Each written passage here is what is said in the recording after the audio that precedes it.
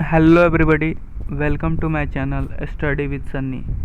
आज के वीडियो में हम लोग एक नेक्स्ट टॉपिक को स्टार्ट करने वाले हैं, एक न्यू टॉपिक स्टार्ट करने वाले हैं जो कि है how participant saw the movement. ठीक ना, मतलब क्या है कि जो भी सिविल डिसोबीडियंस मूवमेंट था उसमें बहुत सारे अलग अलग ग्रुप्स ने क्या किया था, पार्टिसिपेट किया था, मतलब उसमें भाग लिया था उस आंदोलन में। ठीक ना, तो आंदोलन को किस तरीके से देखते थे, ठीक ना, उनके लिए आंदोलन का क्या मतलब था, वो क्या चाहते थे उस आंदोलन के जरिए। ठीक ना, इन सारी चीज़ों का जवाब हम लोग देखेंगे एक एक करके। ठीक ना, कि जो भी अलग अलग ग्रुप्स जिन्होंने पार्टिसिपेट किया था, ठीक ना, वो उस आंदोलन से उनकी क्या मतलब क्या एक विजन था, ठीक ना, वो क्या चाहते थे आंदोलन के जरिए। ठीक ना, ये सारी चीज़ें हम लोग समझेंगे इस वीडियो लेक्चर में। ठीक ना, अलग अलग ग्रुप्स के बारे में हम लोग पढ़ेंगे और उनकी क्या डिजायर थी, ठीक ना, वो सारी चीज़ें हम लोग जानने का प्रयास करेंगे। ठीक ना, उनके लिए स्वराज का क्या मतलब था, ठीक ना, इन सारी चीज़ों को हम लोग क्या करने हैं इस वीडियो में जानने वाले हैं। ठीक ना, पिछले वीडियो में हम लोग जैसे पढ़ चुके थे साल्ट मार्च के बारे में, ठीक ना, और उसमें हम लोग सिविल डिसोबीडियंस मूवमेंट के बारे में पढ़े थे। ठीक ना, हम लोग उसमें ये भी देखे थे कि सेकेंड राउंड टेबल कॉन्फ्रेंस में गांधी जी गए थे लेकिन कोई बात नहीं बनी। ठीक ना, ये सारी चीज़ें हम लोग पढ़ने वाले हैं, समझने वाले हैं, जानने वाले हैं। ठीक ना, तो सबसे पहले हम लोग देखेंगे जो रिच पीजेंट कम्युनिटी थी, ठीक ना, मतलब जो अमीर किसान की जो समुदाय थी, अमीर किसान समुदाय थी, ठीक ना, उनका वो इस आंदोलन से क्या चाहते थे, ठीक ना, या इस आंदोलन को करके उनका क्या मकसद था इसके पीछे, ठीक ना, आंदोलन में पार्टिसिपेट होने का, ये सारी चीज़ें हम लोग जानेंगे। तो कह रहा है कि जैसे गांव के क्षेत्रों में जो रिच पीजेंट कम्युनिटी होती थी, जैसे कि पाटीदार गुजरात के, ठीक ना, जट उत्तर प्रदेश के, ठीक ना, वो बहुत ही सक्रिय थे इस आंदोलन, मतलब उन्होंने पार्टिसिपेट किया था इस आंदोलन में। ठीक ना, और वो क्या करते थे, जैसे कि ये जो भी मैंने बताया पाटीदार जो पीजेंट थे गुजरात के, जो जट पीजेंट थे उत्तर प्रदेश के, ये क्या करते थे, प्रोड्यूसर थे कमर्शियल क्रॉप्स के, यानी जो कमर्शियल क्रॉप्स थी जिसका व्यापार किया जाता था, जिस क्रॉप्स का, ठीक ना, उसको उसका ये लोग क्या करते थे, उत्पादन करते थे। ठीक ना, तो जब भी क्या होता था, डिप्रेशन होती थी, ठीक ना, डिप्रेशन मतलब समझ रहे हैं, जब भी मंदी पड़ती थी, ठीक ना, तो या प्राइस गिरता था, ठीक ना, दामों का, किसी भी प्रोडक्ट्स का प्राइस गिरता था या मंडी पड़ जाती थी, ठीक ना, व्यापार रुक जाता था, ठीक ना, तो इनका कैश आना बंद हो जाता था, क्योंकि ये लोग क्या करते थे, ऐसे क्रॉप्स उगाते थे जिसको बेचकर पैसा आता था, ठीक ना, लेकिन ये सब चीज़ें जब होती थी, ट्रेड मंदी पड़ जाती थी, ट्रेड बंद हो जाती थी, प्राइसेस गिर जाती थी, तो इनका पैसा आना क्या होता था, बंद हो जाता था। और ये क्या करते थे, इनके लिए असंभव हो जाता था कि ये क्या करे, जो भी सरकार टैक्स लगाती थी, ठीक ना, जो डिमांड करती थी उसको ये असक्षम होते थे, ठीक ना, इनके लिए असंभव होता था कि सरकार के टैक्स को ये लोग क्या करे, दे पाए, ठीक ना, और इस कारण से क्या करते थे, गवर्नमेंट जो रेवेन्यू का डिमांड करती थी, ठीक ना, उसको ये लोग देने से मना कर देते थे, ठीक ना, और इसके लिए वो क्या करते थे, आंदोलन भी करते थे, ठीक ना, मतलब वो क्या करती थी, गवर्नमेंट इनसे टैक्स मांगती थी और इसके लिए उनके मन में एक असंतुष्टि गवर्नमेंट के प्रति दिखाई देती थी, मतलब जो कॉलोनियल गवर्नमेंट थी, ठीक ना, उसके प्रति एक नाराज़गी उनके लिए मतलब सारे जो भी व्यापारी थे, ठीक ना, उनके लिए क्या थी, उनके मन में इनके प्रति नाराज़गी उत्पन्न हो जाती थी जब ये सारी चीज़ें होती थी, तो ठीक ना। और ये रिच सपोर्टर, ये जो रिच पीजेंट्स थे, ठीक ना, उन्होंने बहुत ही से इंथुआस्टिक वे में इन्होंने क्या किया, सपोर्ट किया सिविल डिसोबीडियंस मूवमेंट का, ठीक ना। इन्होंने क्या किया, अपनी जो कम्युनिटी थी, मतलब अपने जो समुदाय के लोग थे, ठीक ना, उनको इकट्ठा किया, ठीक ना, और उन्होंने क्या किया, इस जो भी बॉयकॉट प्रोग्राम होते थे जिसमें लोग क्या करते थे, ये लोग बहिष्कार करते थे, ठीक ना, किसका बहिष्कार करते थे, जो भी ये लोग मतलब जैसे कि ब्रिटिश के क्लॉथ्स का बहिष्कार हो गया, ब्रिटिश प्रोडक्ट्स का बहिष्कार हो गया, तो उसमें ये लोग भी क्या करते थे, उनका साथ देते थे, ठीक ना। अब देखिए यहाँ पे मेन पॉइंट आया है कि उनके लिए स्वराज का क्या मतलब था। उनके लिए स्वराज का मतलब था कि एक संघर्ष हाई रेवेन्यू के खिलाफ, ठीक ना। उनके लिए स्वराज का यही मतलब था कि अगर हम क्या करेंगे, इस आंदोलन को जीत लेंगे तो जो हमारा हाई रेवेन्यू है, ठीक ना, जिसकी डिमांड कॉलोनियल गवर्नमेंट करती है, ठीक ना, उससे हम लोगों को निजात मिल जाएगी, ठीक ना। तो वो लोग मूवमेंट में इसीलिए पार्टिसिपेट किए थे कि उनका जो हाई रेवेन्यू जो उनसे डिमांड की जाती है उससे उनको छुटकारा मिल सके, ठीक ना। तो समझ में आ गया होगा ना कि ये जो बड़े पीजेंट्स थे, रिच पीजेंट्स थे, वो क्यों पार्टिसिपेट करते थे, मतलब पार्टिसिपेट किए थे सिविल डिसोबीडियंस में। मतलब उनका मकसद क्या था, स्वराज का। स्वराज मिलने का मतलब उनके लिए क्या था, उनके लिए स्वराज मिलने का मतलब यही था कि उनको हाई रेवेन्यू से छुटकारा मिल जाए, ठीक ना। लेकिन वो लोग बहुत निराश हुए, ठीक ना, दुखी हुए जब क्या हुआ, मूवमेंट को वापस ले लिएगा 1931 में, ठीक ना। और उनके जो भी रेवेन्यू का रेट था उसको भी रिवाइज नहीं किया गया, मतलब पहले जिस तरीके का था उसी तरीके का अब भी था, ठीक ना। तो उनको बहुत निराशा लगी कि हम लोग इतना पार्टिसिपेट किए आंदोलन में और उसका कोई मतलब रिजल्ट नहीं निकला, ठीक ना।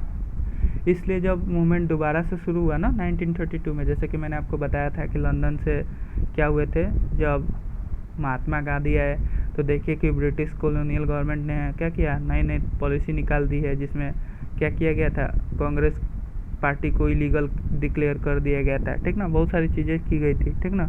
उसके बाद से फिर से गांधी जी ने क्या किया था, सिविल डिसोबीडियंस मूवमेंट दोबारा लॉन्च किया था कि नहीं किया था, किया था। तो उसी में जब दोबारा लॉन्च किया ना, तो ये सब चीज़ें देख चुके थे ये लोग, कौन, जो रिच पीजेंट थे, यानी जो पटीदार गुजरात के थे, जट जो थे उत्तर प्रदेश के, इन्होंने क्या किया, रिफ्यूज कर दिया कि हम अब इसमें भाग नहीं लेंगे, क्योंकि इनके लिए तो यही मतलब था कि हम अगर आंदोलन कर रहे हैं तो जो हमारा प्रॉब्लम है उसको दूर किया जाए, ठीक ना, प्रॉब्लम हमारा सॉर्ट आउट हो। लेकिन ऐसा तो हुआ नहीं था फर्स्ट सिविल डिसोबीडियंस मूवमेंट के बाद से, ठीक ना। तो इसलिए सेकंड में उन्होंने क्या किया, पार्टिसिपेट नहीं किया। तो इससे आपको क्या समझ में आया होगा, इससे आपको एक चीज़ें समझ में आई होंगी कि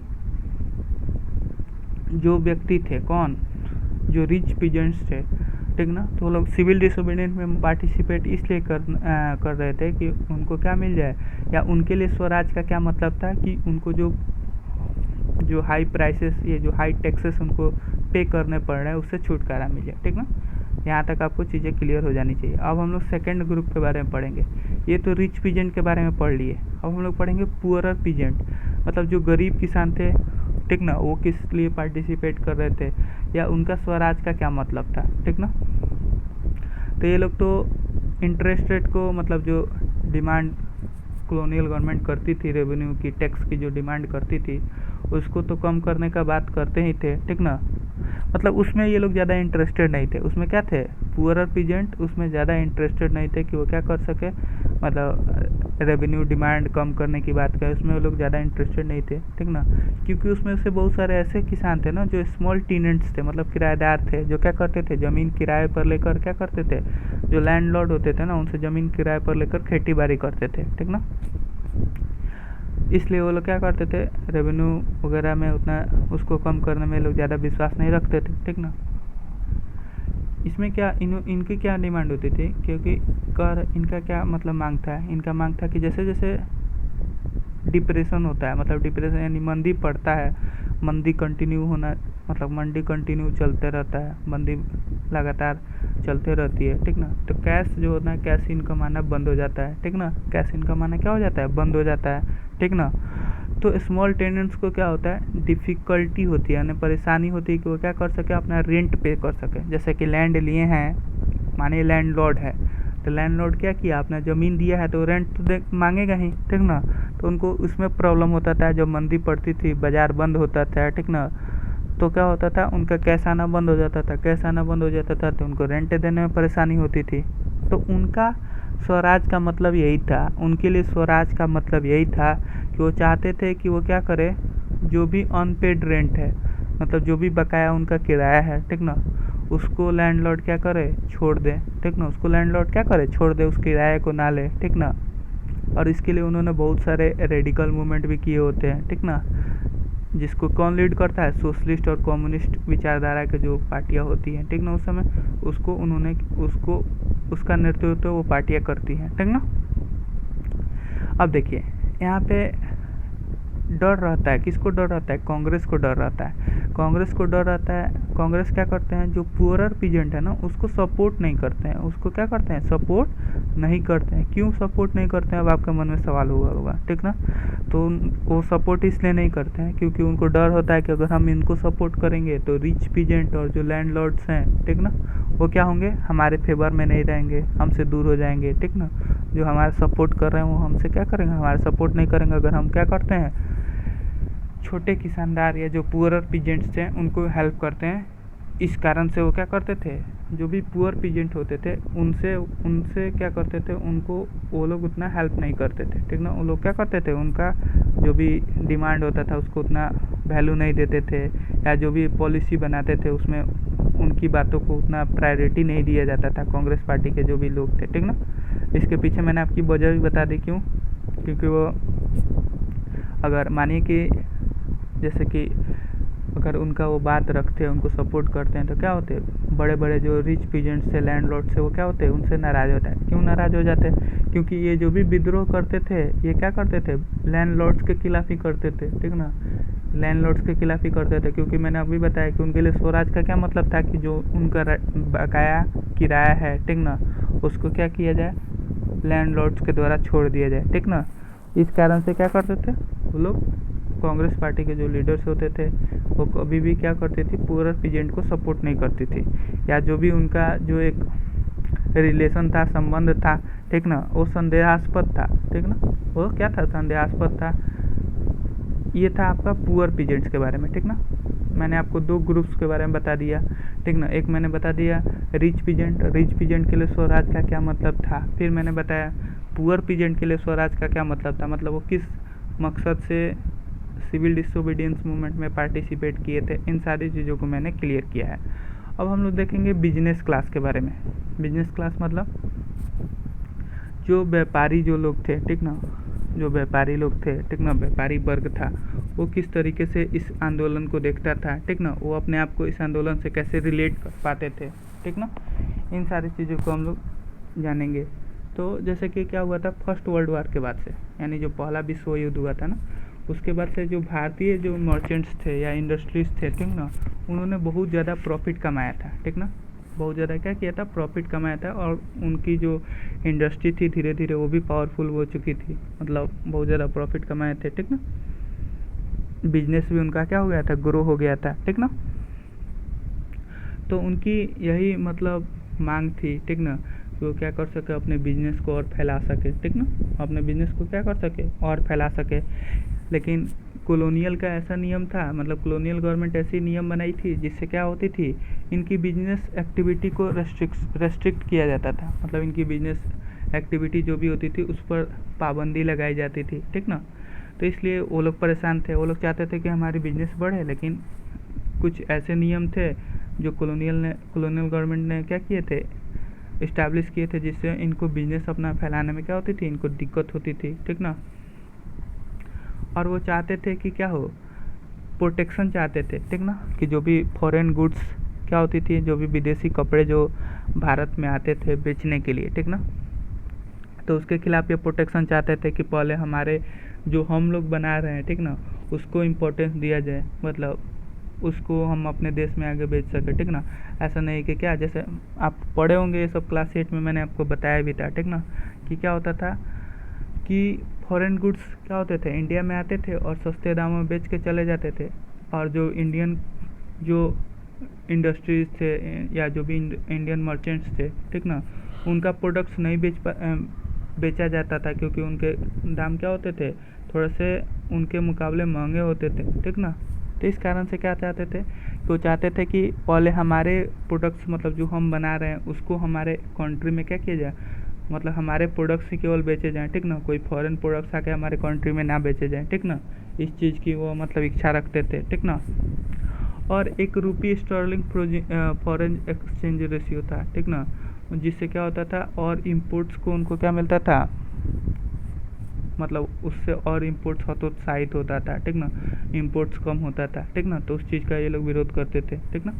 ये रुपी स्टर्लिंग एक फॉरेन एक्सचेंज रेशियो क्या है, इसको समझ लीजिए, ठीक ना। इसमें क्या होता है ना, जैसे कि क्या होता था कि पाउंड में क्या होता था, पैसा एक पाउंड में मतलब जो स्टर्लिंग जो होता था ना, जो करेंसी था किसका, ब्रिटिश का, ठीक ना, उसमें एक स्टर्लिंग में 80 रुपीज़ के करीब क्या होता था, रुपया होता था, ठीक ना।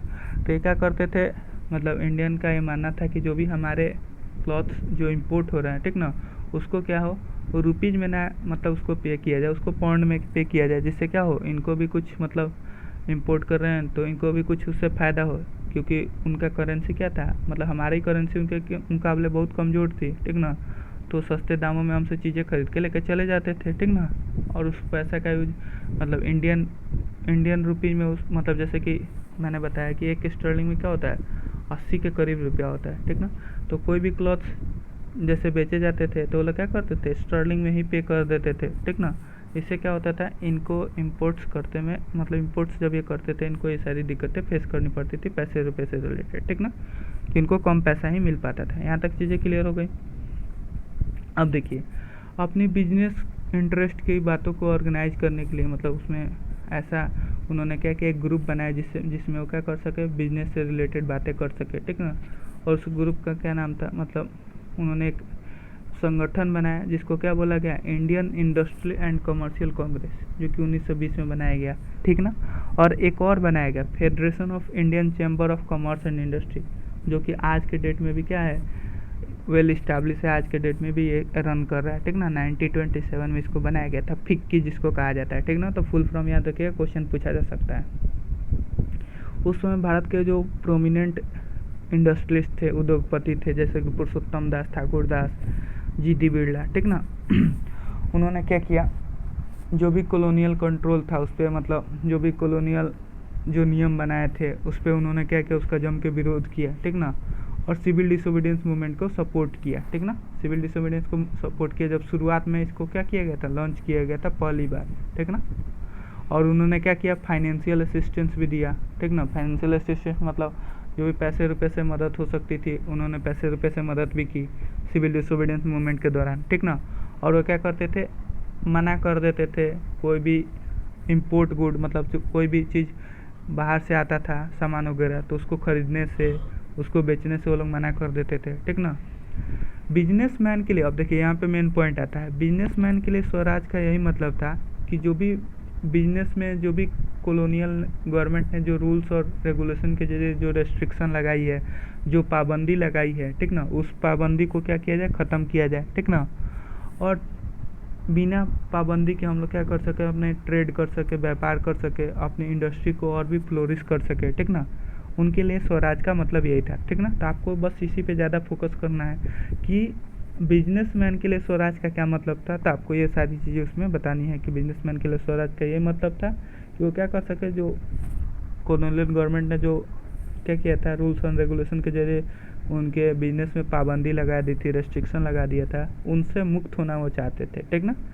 इसलिए उन्होंने क्या किया, सिविल डिसोबीडियंस को सपोर्ट किया। लेकिन जब असफलता हाथ लगी राउंड टेबल कॉन्फ्रेंस में गांधी जी को, ठीक ना, तो बिजनेस ग्रुप उतना क्या हुआ, उन्होंने धीरे धीरे अपना सपोर्ट क्या हो गया, मतलब उनका सपोर्ट धीरे धीरे कम होता चला गया, ठीक ना। क्योंकि उनको पता चल गया कि क्या है, हमारी बात मतलब नहीं सुनी जा रही है, ठीक ना। इस तरीके से उनको ये सारी चीज़ें पता चल गई, ठीक ना। और उनको डर था कि, इस बात का डर था, जो बिजनेसमैन थे उनको डर था कि मिलिटेंट एक्टिविटी, मतलब ज़्यादा मिलिट्री जो भी है, ज़्यादा मतलब मिलिट्री वगैरह ना उतार दे, ठीक ना। मतलब जो भी है मिलिटेंट एक्टिविटी ज़्यादा ना होने लगे, ठीक ना।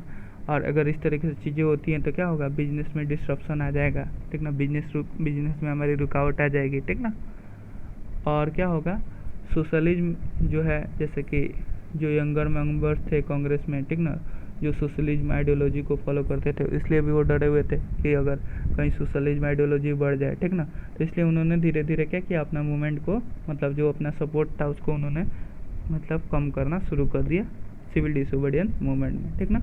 तो ये चीज़ें भी आपको ध्यान में रखनी चाहिए क्योंकि क्वेश्चन यहाँ से भी पूछा जाता है, ठीक ना।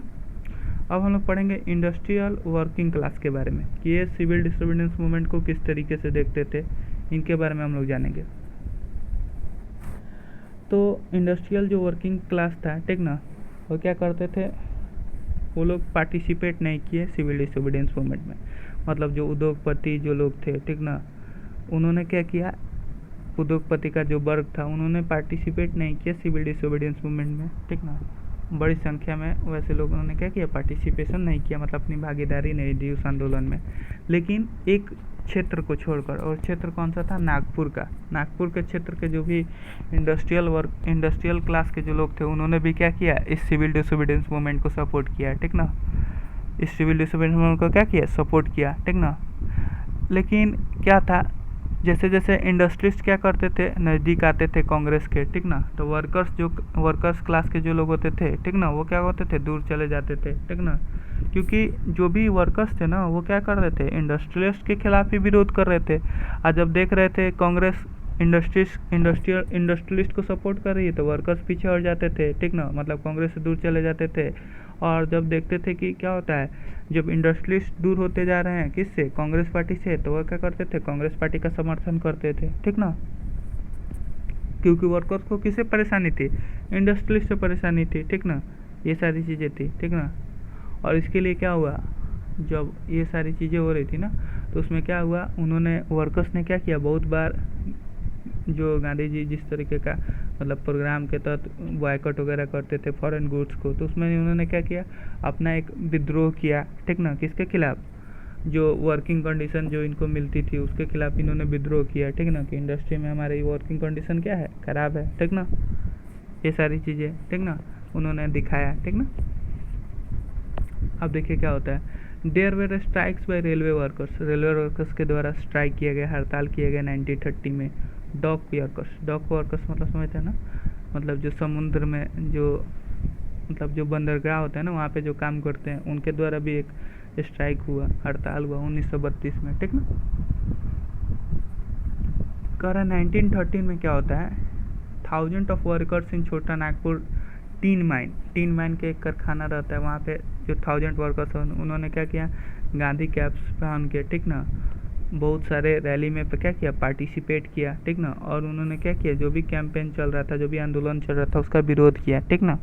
क्योंकि उनका मानना था कि क्या है, इंडस्ट्रीज क्लास के वजह से हमको हमारी ये सिचुएशन बनी हुई है, और कांग्रेस क्या कर रही है, इंडस्ट्री क्लास को सपोर्ट कर रही है, उनकी जो मतलब उनकी जो इच्छा है उसको सपोर्ट कर रही है, ठीक ना। इसलिए क्या करते थे, इसलिए उन्होंने क्या किया, इनका विद्रोह किया, ठीक ना। जो उस समय सिस्टम चल रहा था उसका, जो आंदोलन चल रहा था उसका विद्रोह उन्होंने किया, ठीक ना।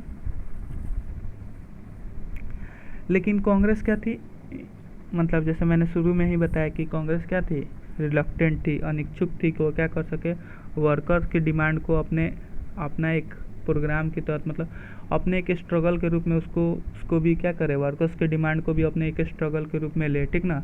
मतलब वर्कर्स जो भी मांग कर रहे हैं, ठीक ना, उसको भी एक पॉइंट बनाए, ठीक ना, अपने स्ट्रगल में बताने के लिए, ठीक ना, अपने संघर्ष में दिखाने के लिए ब्रिटिशर्स के खिलाफ। लेकिन वो क्या थी, इसमें अनिच्छुक थी, वो नहीं चाहती थी कि वर्कर्स के डिमांड को ज़्यादा बढ़ावा दिया जाए, क्योंकि उनका मानना था कि अगर हम लोग वर्कर्स की बातों को प्रायोरिटी देंगे तो जो इंडस्ट्रीज हैं हमसे क्या हो जाएंगे, दूर हो जाएंगे, खफा हो जाएंगे, ठीक ना, इस कारण से, ठीक ना। तो वो ज़्यादातर क्या होता था, जैसे मैंने बताया कि वो वर्कर्स पे कम ध्यान देते थे। ये लोग क्या करते थे, ये जो भी इंडस्ट्रीज थे, जैसे मैंने आपको पीजेंट्स का भी बताया था कि पुअरर पीजेंट्स का ये लोग क्या करते थे, कम मतलब उनकी जो भी बातें थी या उनकी जो भी इच्छा थी उसको लोग कम ध्यान देते थे। ज़्यादातर किसका ध्यान देते थे, लैंडलॉर्ड्स की बातों का, रिच पीजेंट की बातों का। उसी तरीके से यहाँ पे भी सिस्टम था, ठीक ना। यहाँ तक चीज़ें क्लियर हो गई। अब हम लोग पढ़ेंगे कि सिविल डिसोबीडियंस मूवमेंट में रोल क्या था वोमेन का, महिलाओं का, ठीक ना। तो महिलाएं ने क्या किया, बहुत बड़ी संख्या में पार्टिसिपेशन किया, भाग लिया सिविल डिसोबीडियंस मूवमेंट में, ठीक ना। किस तरीके से भाग लिया, गांधी जी जब साल्ट मार्च की यात्रा कर रहे थे, ठीक ना, तो बहुत सारे, जैसे कि जब भी वो रुकते थे ना, तो बहुत सारी हज़ारों की संख्या में महिलाएं आती थी अपने घर छोड़कर गांधी जी को सुनने के लिए, ठीक ना, गांधी जी को सुनने के लिए, ठीक ना, वो लोग आती थी, ठीक ना। उन्होंने क्या किया, जो भी मार्च निकाले, ठीक ना, गांधी जी ने, ठीक ना, या अपने खुद का मार्च निकाल कर उन्होंने क्या किया, ब्रिटिशर्स का विरोध किया, ठीक ना। उन्होंने भी साल्ट बनाए, ठीक ना, साल्ट मैन्युफैक्चर किया, ठीक ना, जो फॉरेन क्लॉथ्स थे, ठीक ना, उसका विरोध किया, ठीक ना। और लिक्वर शॉप्स, जो शराब की जो दुकानें थी उसका विरोध किया, उसका भी घेराबंदी कर दी, ठीक ना। ये सारी चीज़ें की, ठीक ना। इसके लिए बहुत सारे महिलाओं को जेल भी जाना पड़ा, ठीक ना। अर्बन एरिया में जो भी महिलाएं होती थी हाई कास्ट फैमिली से बिलोंग करती थी, और शहर जो गांव में जो होती थी वो क्या होती थी, रिच पीजेंट्स महिलाएं होती थी, मतलब रिच पीजेंट घर की जो महिलाएं होती थी वो होती थी, ठीक ना। और गांधी जी जब भी मतलब कोई उनसे मांग करते उसको उन्होंने क्या समझा, एक मतलब एक सर्विस के रूप में समझा, कि मतलब एक देश की सेवा के रूप में समझा, ठीक ना। और उन्होंने क्या किया, गांधी जी जो भी मांग करते थे उसको ये लोग क्या करती थी, उसको ये लोग मतलब उस मांग को पूरा करती थी, ठीक ना। फिर उन्होंने क्या किया, ठीक ना। लेकिन ये सारी चीज़ें करने के बावजूद भी जो उनका रोल था पब्लिक में, ठीक ना, मतलब जो उनकी भूमिका थी कि महिलाएं जो हैं, ठीक ना, उनकी भूमिका में कोई बदलाव नहीं है। मतलब जिस तरीके से पहले महिलाओं को देखा जाता था उसी तरीके से अभी भी महिलाओं को देखा जा रहा था। इतने सारे सपोर्ट के बावजूद भी उनकी स्थिति जो थी समाज में उतनी अच्छी नहीं हो पाई थी, ठीक ना। महात्मा गांधी जी भी कन्विंस थे, सहमत थे इस बात से कि वुमेन की क्या है, ड्यूटी है कि वो क्या कर सके, मतलब उनकी उसकी ड्यूटी है कि क्या करे, घर की देखभाल करे, ठीक ना, मतलब खाना बनाए, एक अच्छी माँ बने, ठीक ना, एक अच्छी पत्नी बने, ठीक ना, ये वुमेन्स का कर्तव्य है, ठीक ना। गांधी जी भी इस बात से सहमत थे, ठीक ना। और बड़े लंबे समय तक, ठीक ना, कांग्रेस भी क्या रही, अनिच्छुक रही कि वो वुमेन को कोई पोजीशन दे, अपनी पार्टी में कोई इम्पोर्टेंट पद दे वुमेन को, ठीक ना, इतना सपोर्ट करने के बावजूद भी, ठीक ना। बस उसको एक सिंबॉलिक मतलब एक प्रतीकात्मक उपस्थिति के लिए मतलब उत्साहित रहते थे कि हाँ इसमें मतलब उनको एक देखा जाता था, ठीक ना, वुमेन्स इंक्लूड होती थी तो कांग्रेस को ऐसा लगता था कि क्या है, वो दिखा रही है लोगों को, या जो भी ब्रिटिश गवर्नमेंट को दिखाना चाह रही कि क्या है, ये हमारे जो देश के सारे वर्ग के लोग क्या हैं उनसे परेशान हैं, ठीक ना, इस तरीके से। इसलिए वो क्या करते थे, इस बात से उत्सुक रहते थे, और वुमेन की पार्टिसिपेशन को वो लोग क्या करते थे, अलाउ करते थे, ठीक ना। तो यहाँ तक चीज़ें हो गई। आज का टॉपिक थोड़ा सा लंबा हो गया, ठीक ना, जिसमें मैंने आपको पूरी चीज़ें क्लियर कर दी कि पार्टिसिपेंट जो थे वो किस तरीके से आंदोलन को देख रहे थे। यहाँ तक मैंने आपको सारी चीज़ें क्लियर कर दी। अब हम लोग देखेंगे लिमिट, क्या लिमिट था सिविल डिसोबीडियंस का, उसको हम लोग अगले वीडियो में चर्चा करेंगे। हम मिलेंगे नेक्स्ट वीडियो में, तब तक के लिए ओके, थैंक यू।